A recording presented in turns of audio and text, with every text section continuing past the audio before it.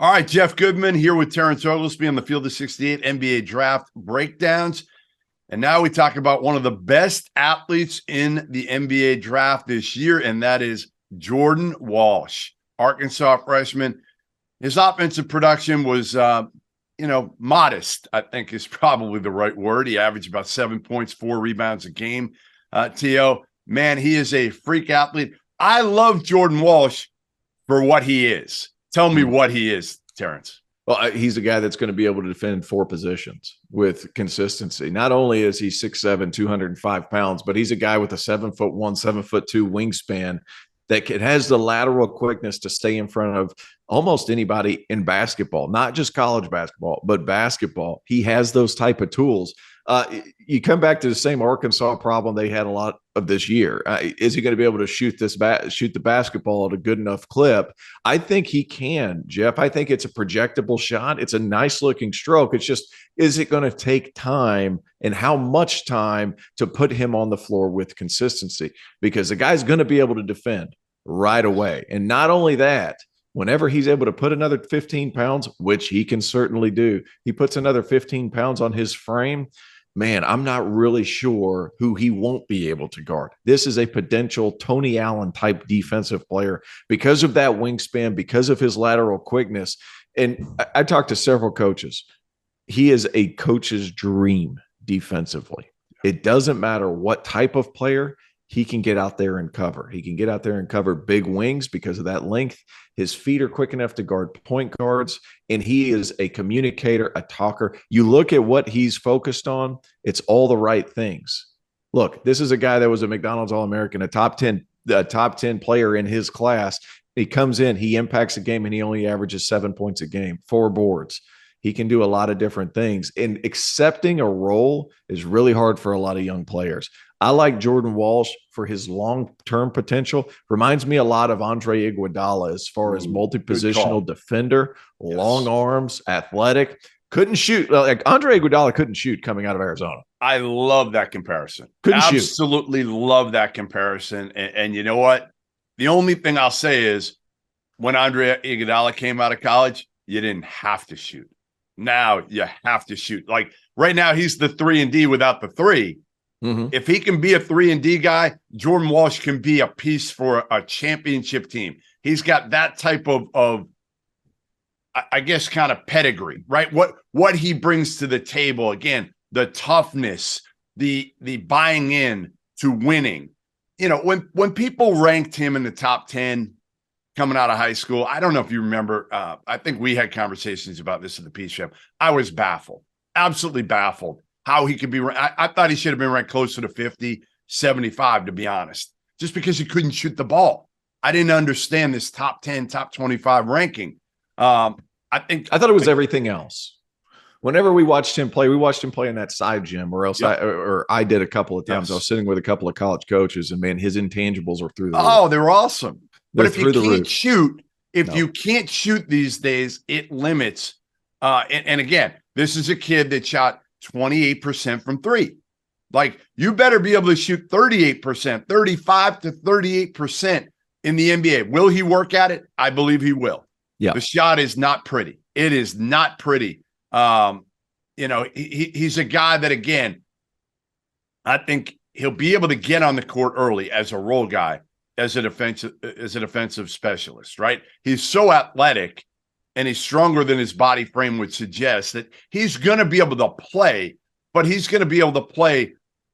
I'm trying to think of who he's going to be like now in the NBA, but you're right. Like, the upside is, can he be better than Iguodala if he can make shots? I think he can eventually. And while it's not a gorgeous shot, I'm not sure it's completely broken.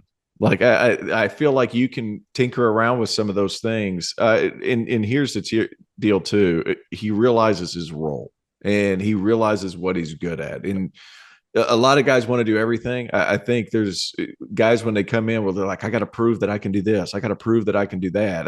I wanted to prove that I was a point guard. Guys, I wasn't a point guard. I was just a really, really small 2 guard that ended up in Europe for 8 years because I wanted to do everything else. He's a lockdown defender. He knows that from the jump. He's not going to argue with anybody. He's a yes sir, no sir type kid. And you go in there and you ask him, hey, I just need you to improve 7-8 percentage points, which is a lot, but there's also going to be more. He doesn't have to go to class. He's there working on his jump shot. And if you tell somebody they can make $150 million by sitting there and making catch and shoot jumpers and finishing on back cuts around the rim, I think it's possible. And everything I've heard, for all intents and purposes, his background, how he works in practice, what kind of player he is, what kind of person he is, I have no doubt that Jordan Walsh is going to be an impact player for a long time. Can he get that three ball down? That's the calling card. Of course, we talked about Anthony Black in another one. It was the same thing for him. And can you shoot the basketball? That's the last thing. But projectable body size, projectable defensive tools and intangibles, he's got all of those things. And let's be honest, Jeff, there's not a whole lot of people on this planet that stand 6'7", 6'8" with a 7'2" wingspan that can move like that. Those projectable bodies like athlete. That. He's an elite level so much good stuff. Yes, I would agree. Listen, he's got everything but the shooting. And that's the one skill that everybody will say, if you're in the gym, you're going to be able to improve on it.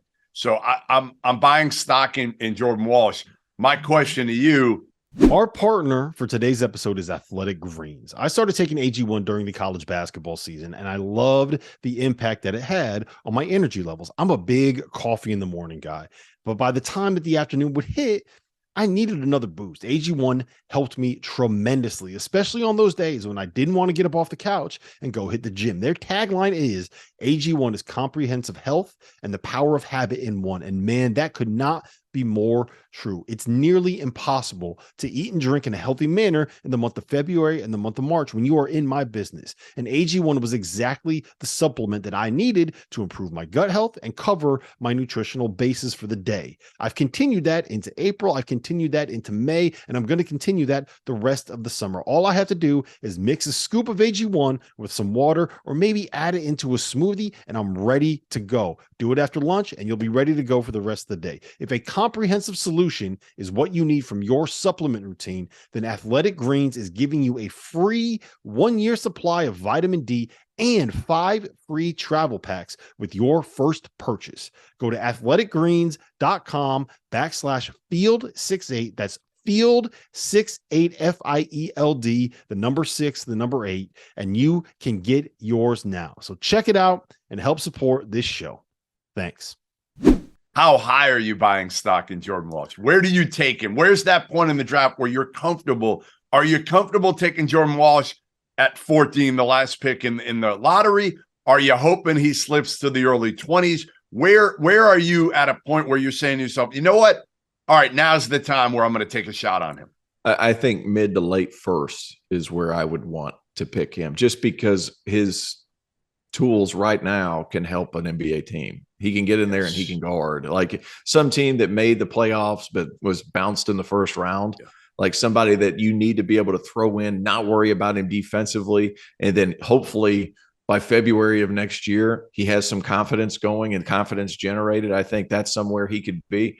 I'm not sold on him not being able to shoot it. I just feel like because he's a hard worker, because of the kind of player he exudes out on the floor, I think that's eventually going to get there. I would be comfortable if I were a general manager drafting in the mid to early 20s, taking a serious look at Jordan Walsh, just simply because I know what he can help me with is at an NBA level right now. Yeah, listen, I mean, to me, if you can get him in the mid 20s, you're all over him, because again, he can help you in a role on either as a second unit guy or just somebody that if you know you're playing against like James Harden and he's lighting you up, and you put that type of athlete on him and just say, hey, all I want you to do is try to make life difficult for whatever that top wing scorer is, right? James Harden, Jaylen Brown, whoever it is. That's the beauty of Jordan Walsh. I just need you to make it tough. And here's the thing, like a lot of NBA teams, like, will he be able to guard James Harden? Nobody can guard James Harden. You just want to make it difficult. Yes. Like, and he's somebody that can make it difficult right away because of that length and athleticism. Yeah, and again, he'll buy into it. I think that's the beauty of Jordan Walsh. I think he'll buy into it because he bought into it at Arkansas.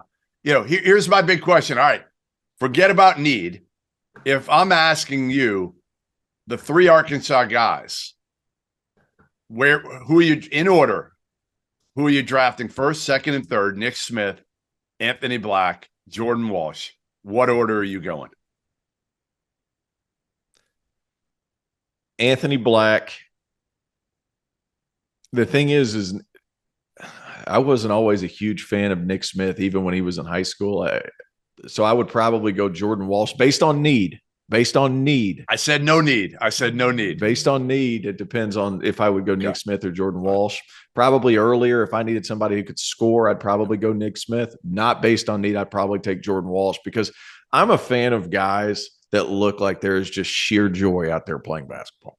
And I'm a fan of guys that I think have the most talent. And I think Nick Smith, I'm still, listen, I know that Nick Smith didn't have a great year, but I still think his upside is there. Maybe not as high as Walsh or Black, but I think Nick Smith is a better shooter coming out of the gates, and you're buying him low.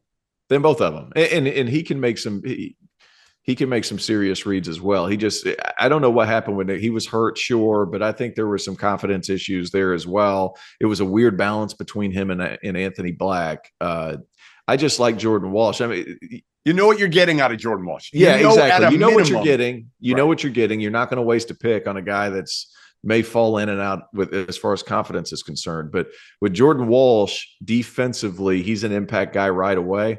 He was a top 10 guy, and I saw him take 4 charges in a game and then come down and hit a trail 3 whenever he was at Peach Jam. Like, those things don't happen all that often. They're difficult. It's difficult to project anybody, but when you know what you have with a certain amount of guys, it certainly helps. No doubt. All right, there you have it. Breakdown, Arkansas freshman Jordan Walsh, one of the best athletes, one of the best defenders.